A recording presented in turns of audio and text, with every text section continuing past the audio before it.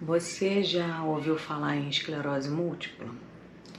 Eu até recentemente não sabia muita coisa, mas eu fui diagnosticada com essa doença. Então eu procurei pesquisar um pouco mais a respeito para aprender a minha nova condição, né?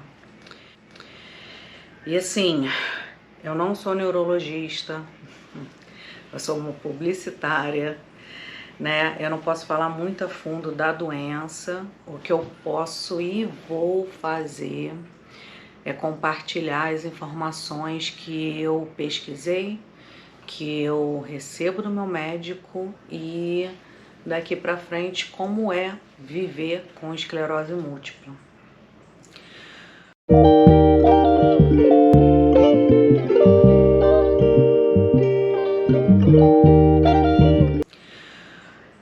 Quando eu era mais nova, eu associava muito a palavra esclerose a pessoas mais velhas e esquecidas. E não tem nada a ver. Esse é até um mito da doença.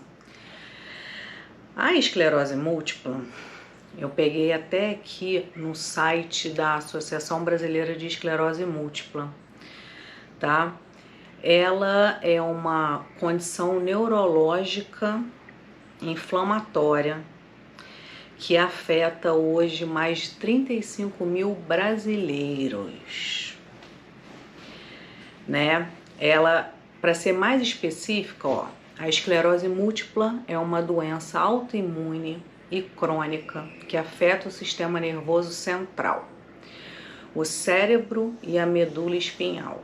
E o que acontece é que o próprio sistema imunológico ataca a mielina, que é uma substância que reveste e protege os nossos neurônios. Ela é uma doença que não é contagiosa, não tem cura, mas hoje em dia tem tratamentos muito eficazes. Antigamente, a esclerose múltipla era quase que uma sentença de morte para as pessoas. Uma sentença de uma vida acamada, em cama, uma pessoa que não ia conseguir ter uma normalidade no seu dia a dia. Mas graças a muitos estudos e avanço na ciência, ela hoje tem alguns tratamentos e traz uma certa qualidade de vida para quem tem. Eu ainda não sei sobre isso tudo, né? Eu ainda vou viver esses momentos, eu ainda nem comecei meu tratamento. Na verdade, eu vou começar meu tratamento agora, essa semana. E a única coisa que eu sei a respeito do tratamento é que no meu caso, ele vai ser por uma infusão. Mas agora eu não quero falar sobre isso. O que eu quero falar mais um pouquinho é sobre os sintomas dessa doença, né? Os sintomas podem ser vários e eles podem ser assim tão comuns para outras doenças e outras situações. E até hoje ninguém sabe qual é a causa da esclerose múltipla. E muitas vezes o diagnóstico é difícil de fechar por causa disso, desses sintomas que são comuns a uma série de outras doenças. Eu vivia uma fadiga intensa e tive uma neurite óptica. Quando eu tive a neurite óptica, eu logo que tive pensei que era uma conjuntivite. Porque eu nunca tinha tido, gente, eu tô no meu auge dos meus 40 anos e nunca tinha tido conjuntivite. O meu irmão teve, o meu pai teve, eu morando na mesma casa que eles e eu nunca tinha tido. E aí eu fui trabalhar numa creche e acabei pegando conjuntivite.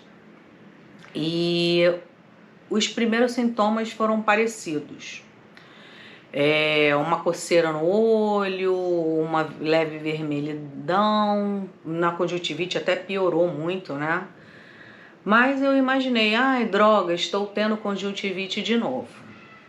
E aí eu passei alguns dias, usei a mesma medicação que eu tinha usado para a conjuntivite, usei telemedicina e fui informada lá pela enfermeira que me atendeu que eu poderia usar mesmo o medicamento se eu tivesse. E aí, depois que não passou, eu tive uma outra consulta por telemedicina e a pessoa virou e falou, olha, isso não é conjuntivite, você tem que procurar saber o que que é. E aí foi um processo aí de muitas semanas até falarem que era neurite ótica. E aí, com o diagnóstico da neurite ótica, eles me falaram que isso poderia ser uma neurite ótica devido a N causas, mas também poderia ser sintoma de alguma outra doença e que eu teria que investigar. Só que passado umas semanas que me falaram também que não iam me dar medicamento porque a neurite ótica ia vir e iria embora. A neurite ótica passou. E aí até um belo dia que eu parecia que eu ia ter neurite ótica de novo. E aí eu resolvi ir em outro médico para poder investigar. E aí quando eu fui no outro médico eu falei, olha, claro que eu acho que assim é bem normal hoje com a internet na palma da mão. Eu tô meio desesperada aí querendo saber porque tinham me falado que muito provavelmente eu como vegetariana estava tendo falta no meu corpo da vitamina B12. E eu tinha passado também por uma operação no meu tornozelo direito. E que aí eu poderia estar com falta de vitaminas no meu corpo. Que isso justificaria a minha fadiga intensa e a minha neurite ótica. E a médica falou, pode ser, mas eu preciso fazer uma série de exames para a gente descobrir o que é isso aí. E aí fomos fazer vários exames e demoraram meses, né? Eu já falo também desses exames todos aí que são necessários para fechar o diagnóstico da esclerose múltipla. Mas até lá eu experienciei alguns outros sintomas que hoje eu acho que são da esclerose múltipla, que é a depressão eu já tive, mas voltou mais forte. O problema de visão, né, que é da neurite ótica. A fadiga intensa, que eu achava que era falta de ferro. E não era. E aí eu tive também disfunção intestinal, que era assim, do nada, parecendo sem causa aparente. Eu tinha uma diarreia descontrolada. E aí era um descontrole ali que durava algumas horas. E aí depois, no dia seguinte, eu tava como se nada tivesse acontecido. Né? Além desses sintomas, pode ter fraqueza muscular, formigamento e dormência, perda de equilíbrio e coordenação motora, dores articulares, espasmos musculares e dificuldade de memória e concentração. Inclusive, depois que eu fui na médica, eu fui perguntada várias vezes, quando eu falei que eu tinha quebrado meu tornozelo, como tinha acontecido o acidente, porque achavam que meu acidente também poderia ser já um desses sintomas, mas não foi. Porque eu não tive fraqueza muscular, nem desequilíbrio, nem nada. Realmente foi um acidente que poderia ter sido evitado, que tinha óleo Johnson, sabe, de bebê no chão e não limparam e eu escorreguei. A parte da dormência e formigamento, eu achei que eu tivesse. E aí eu fui me explicaram que esses sintomas surgem em forma de surtos, né? E o surto pode desaparecer ou evoluir gradualmente dependendo do tipo da esclerose. E para ser um surto, tem que ter pelo menos 24 horas ali acontecendo. Que o que é? Então, assim, se a gente está sentado aqui, né, e aí de repente está com um braço assim, fica muito tempo, e aí sente uma dormência no braço, se aí mexe tudo e logo depois essa dormência passa, não é surto. Isso é só porque você ficou muito tempo no braço. Ou se você ficou sentada com uma perna dobrada e tal, não é surto. Que isso era uma coisa que eu já achava e aí o meu neurologista especializado em esclerose múltipla já me falou isso. E aí tem, como eu comentei, dos tipos de esclerose múltipla, né? São 3 tipos principais. Tem a remitente recorrente ou surto-remissão, que é a mais comum, que evolui em surtos cujos sintomas ocorrem de maneira súbita, com posterior recuperação parcial ou total. Então, assim, que esse até é o meu tipo. No meu caso, eu tive a neurite ótica e passou, né? Não continua. Teve a recuperação. E tem também a primariamente progressiva, que é uma piora contínua desde o início. Evolui sem surtos, mas com sintomas progressivos acumulados ao longo do tempo. Então, no caso, assim, se a pessoa tivesse tido a neurite ótica, o que eu imagino, né, é que ela teria o sintoma progressivo acumulado, e aí teria neurite ótica, e depois teria lá um outro sintoma e tudo, e isso ia acumulando e não passava. E tem a secundariamente progressiva, que começa com surtos e depois piora continuamente. Que é o que eu entendo que é como quase que se fosse a mistura desses 2 primeiros tipos. Evolui com sintomas lentos e progressivos com o tempo em indivíduos que possuem a forma remitente recorrente inicialmente, e pode evoluir com ganho dos sintomas sem surto, em geral, após 20 anos de doença. Pois é, né? Então, o que eu entendo dessa terceira aqui é que a pessoa já tem há uns 20 anos a remitente recorrente, que é esse primeiro tipo que eu descobri que é a que eu tenho. E aí, com o tempo, ela vira primariamente progressiva, e aí, com isso, se dá essa secundariamente progressiva.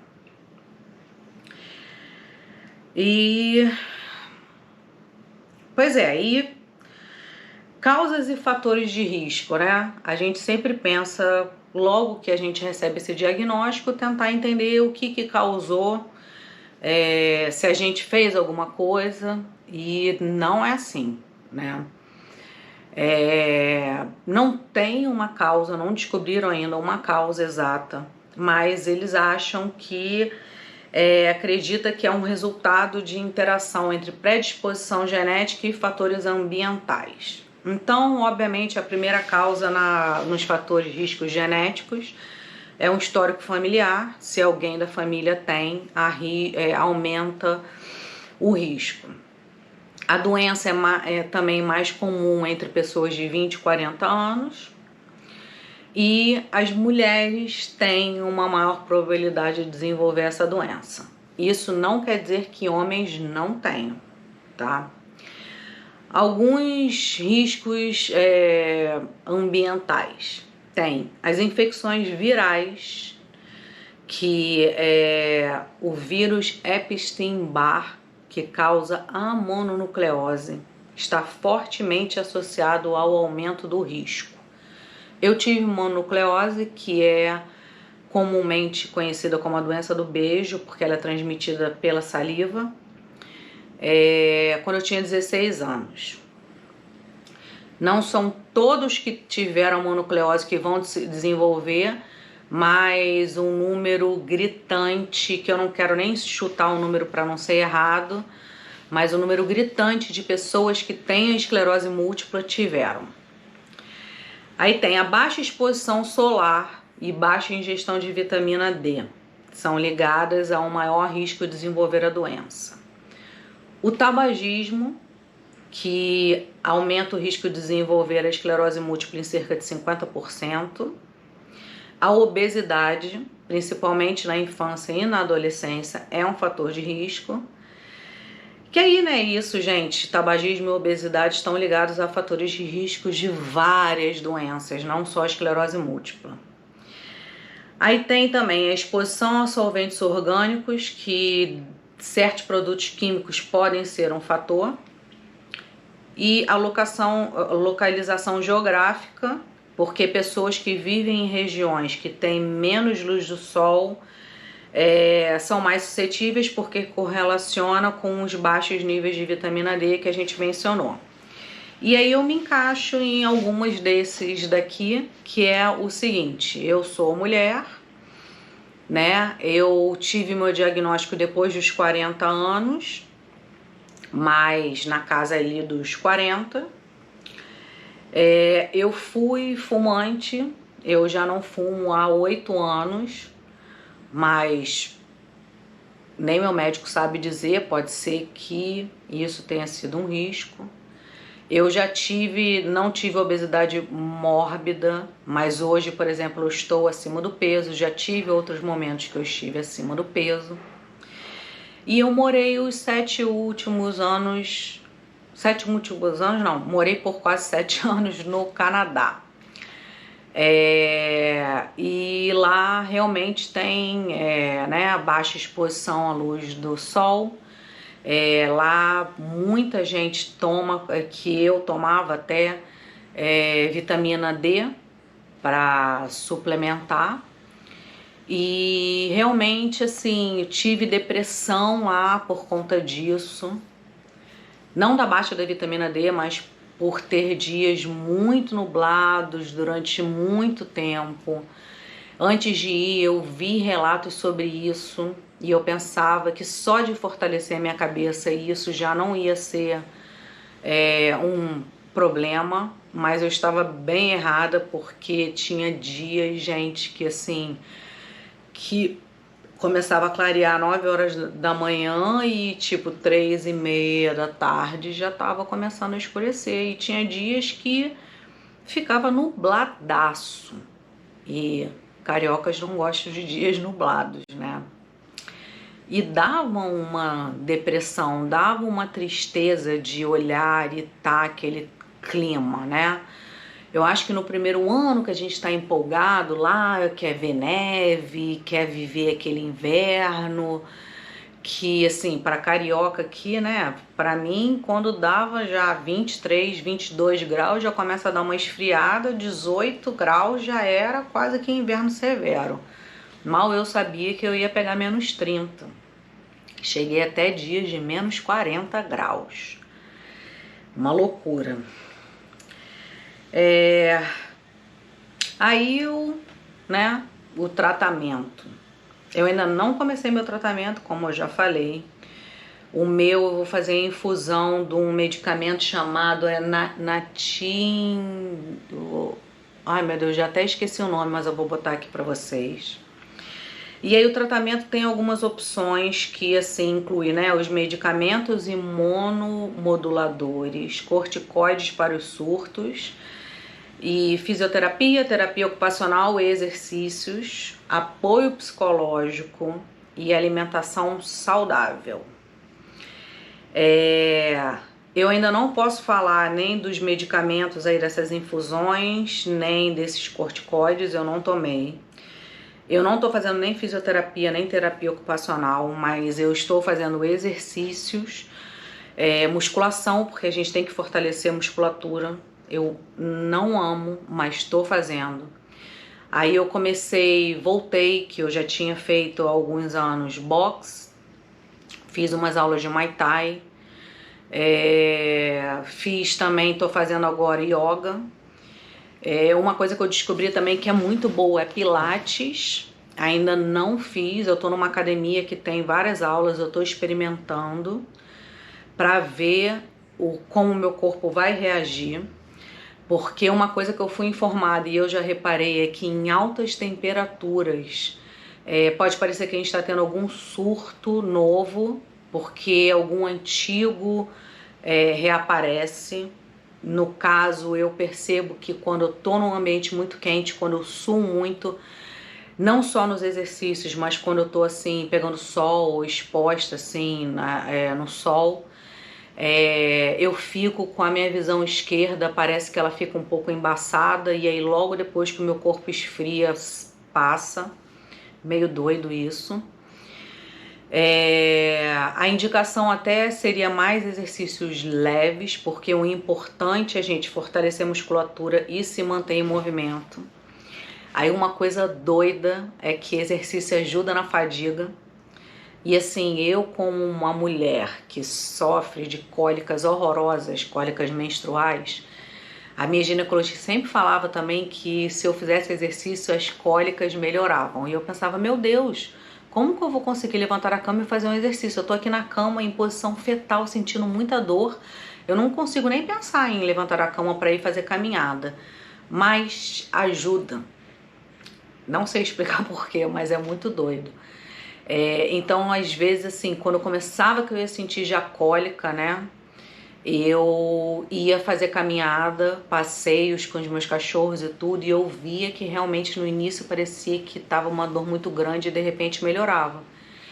E eu percebi que é a mesma coisa com a fadiga, sabe? Que eu fico super bem disposta ali se eu fizer como assim, uma caminhada num dia fresco e tudo, eu volto e fico super bem, uma disposição ainda maior. Não sei explicar porquê, mas estou dividindo com vocês aqui a minha experiência. O apoio psicológico é muito importante, porque é uma virada 180 na nossa vida, né? A gente também passa a pensar em um monte de coisa que tudo assim, é aquele dia que eu senti isso, será que era um sintoma da esclerose? Hoje que eu estou sentindo Y, será que é sintoma da esclerose? Será que esse cansaço que eu estou sentindo é porque eu fiz muito ou porque é a fadiga da esclerose? Será que hoje eu estou mais deprimida porque eu já tinha depressão, porque eu estou triste porque aconteceu alguma coisa, ou era esclerose? Essas são coisas que passam pela minha cabeça.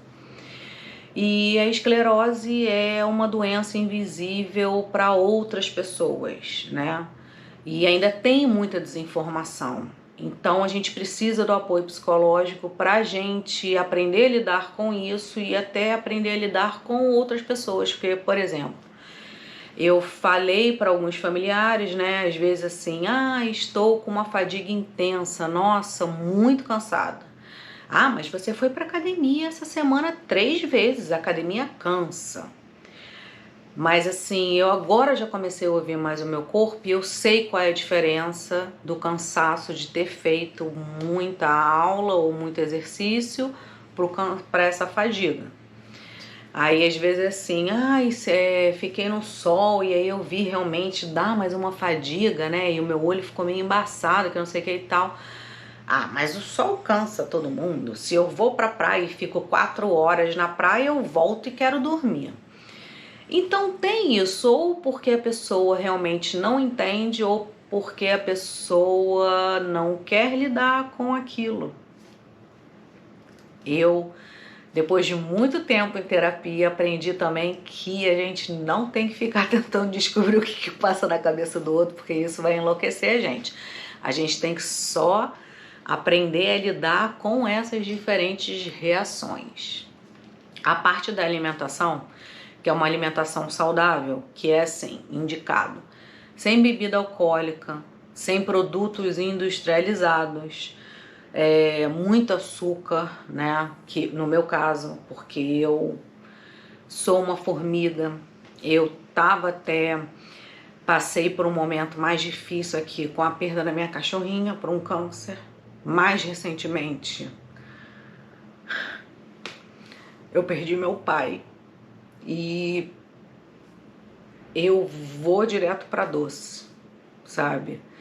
E a avó Alzira, eu acho que assim, deve ter me amado como cliente, porque eu tava pedindo um bolo a cada semana e detonando um bolo sozinha, o que é uma loucura, o que me deu ganho de peso,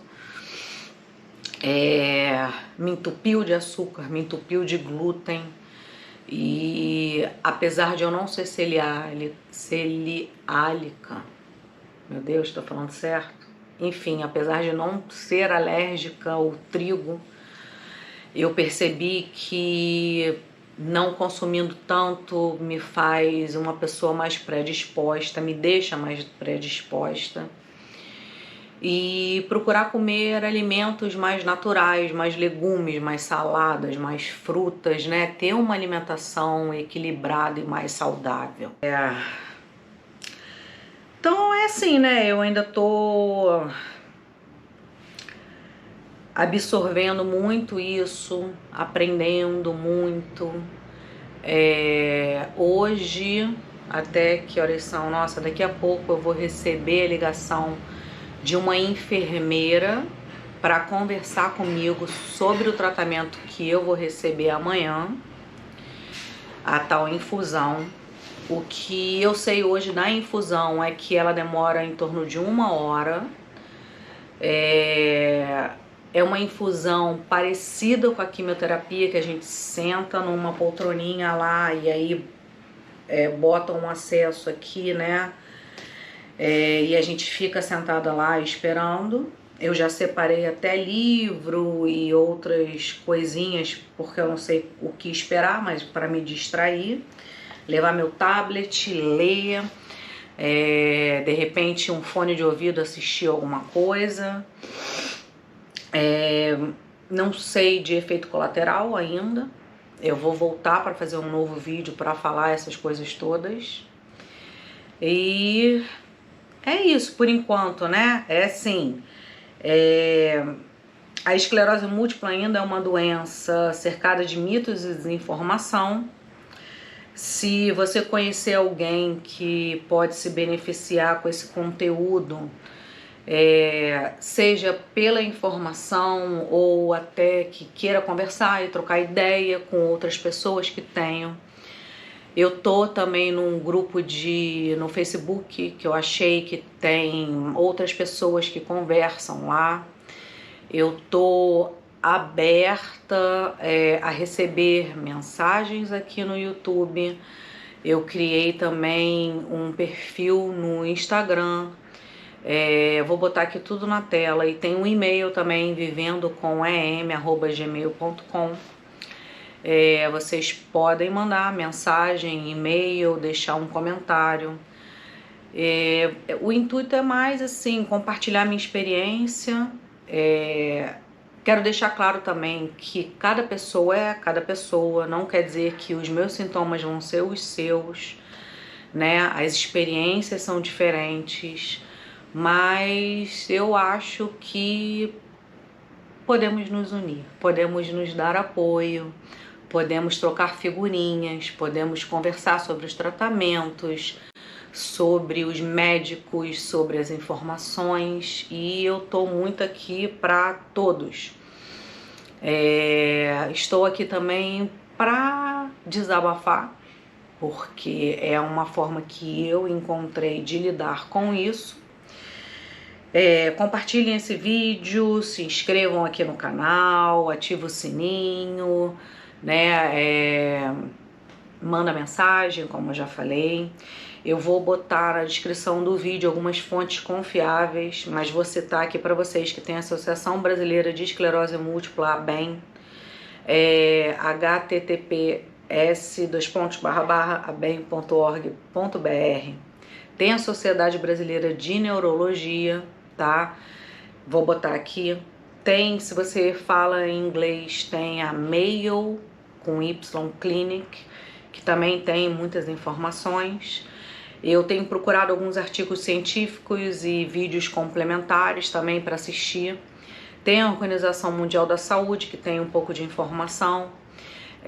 O seu médico tem perfis no Instagram de neurologistas especialistas na esclerose múltipla, tem outros perfis de pessoas que têm. Eu sigo o Augusto Esclerose, ele compartilha lá também o dia a dia dele com... eu acho que é muito interessante a gente ver diferentes pessoas, conversar, trocar ideia e sentir um acolhimento. Então é isso. Eu vi que eu não me apresentei no início do vídeo. Meu nome é Camila. Eu sou uma publicitária carioca, amante de animais. Tenho o meu peludinho Zeus, que me faz muita companhia, me dá muito carinho, muito amor, muito apoio. É meu companheiro nas minhas caminhadas e um grande motivador para sair da cama todos os dias. E eu espero que vocês tenham gostado desse conteúdo, que ajude alguém. E fiquem ligados nos próximos vídeos. Obrigada por assistirem.